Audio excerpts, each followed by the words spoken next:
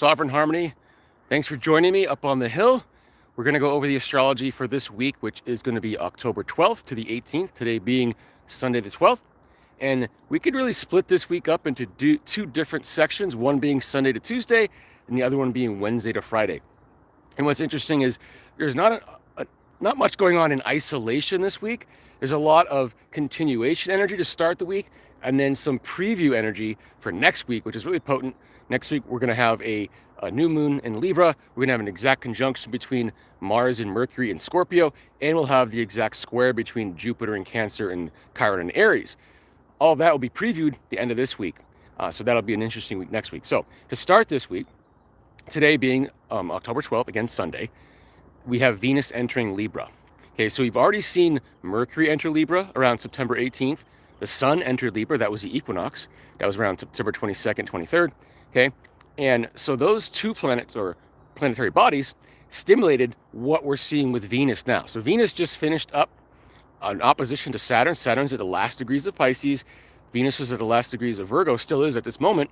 And then this afternoon, it's going to transition into Libra. But it's forming this opposition to Saturn right before it ingresses into Libra, okay?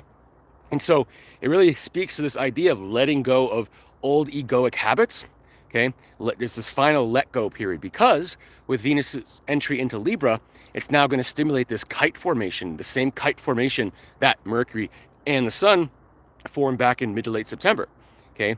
And that kite formation consists of an opposition to Neptune and Aries, with also forming a grand trine to Uranus in Gemini and Pluto in Aquarius. So this air grand trine, okay, with the anchor point being Neptune and Aries opposing now what would be Venus in Libra this time, not the Sun like it was during the equinox, or Mercury just a few days before that, okay? And so what this is doing is reiterating this balancing process between our whole cosmic self. Okay, that's Neptune and Aries. Neptune and Aries is like our whole self wanting to infuse itself into this space on Earth. Think of it as like if your whole self is an entire human, the tip of your pinky being the only part of that that's really experiencing itself in this life. Okay, and so Neptune wants the entire self to be experienced in this life. And so that's that Neptune and Aries challenge over the coming years. And so Venus opposing that is basically saying, hey, it's like our future self. Like, imagine if, like, right now you could go back to your past self and tell yourself something. What would you tell yourself, right? Think of it as your future self trying to tell you something right now. And say, hey, this is what you need to do now so that we can be here. Okay, so think of it like that. You're playing the role of the past self, in a sense, in this way. Because really the outer planets are representing where we're headed into the future. And that's going to start, again, like I've reiterated many times, in the spring of 2026, when the outer planets are in their new signs, Pluto in Aquarius, Neptune in Aries, and Uranus in Gemini for the foreseeable future. And that's going to be taking us off into that future. So that future is pulling us in. But what we need to do is balance the need for our entire souls to be here with the ego that has existed here to this point, okay? And a lot of that ego wants to people please, and that's that Libra. That's the negative side of Libra, is that people pleasing. The positive side is the harmonizing and the peace in agreements and things like that. The negative side is the people pleasing. And so we're at a point where we're recognizing where we're people pleasing to maintain our egos, rather than to accept our contracts, our soul contracts, for what we came in here to be completely. Okay, so that has been ongoing for a few weeks. It's getting reiterated here now. Okay, but it's, again, in preparation for what's coming up in the spring. So that's the first half of the week. And part of that too, Pluto in Aquarius is turning direct. Okay, and so this is the first time in our lives that Pluto is turning direct in the sign of Aquarius.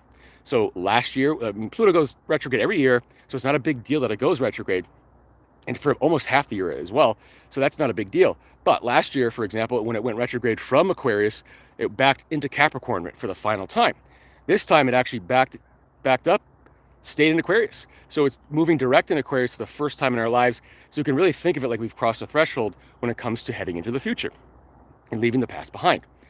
And so that reiterates that theme of now, on a personal level, trying to balance ourselves for as we are now with our future self, right? That future self that is calling us in to bring more of us in to this life, okay? And so And then all the other outer planets are going to also turn direct in early 2026 and enter their fresh signs. And that's going to be the symbolic entryway into the future. Okay. Second half of the week, let's go like say Wednesday to Friday. This is where we have a preview of next week. Preview of next week's new moon, next week's conjunction between Mercury and Mars in Scorpio, and next week's exact square between Jupiter and Cancer and Chiron and Aries. I mentioned Jupiter and Cancer squaring Chiron and Aries last week, and this, again, represents that goo phase in between the collapse of the caterpillar and the birth of the butterfly. So that phase in between where we're neither, okay? And so the sun is going to stimulate that this week. Sun is going to oppose Chiron and Aries from Libra, and it's going to square Jupiter and Cancer. So it's highlighting that square. And so it's telling us what next week's new moon, the themes of that are going to be.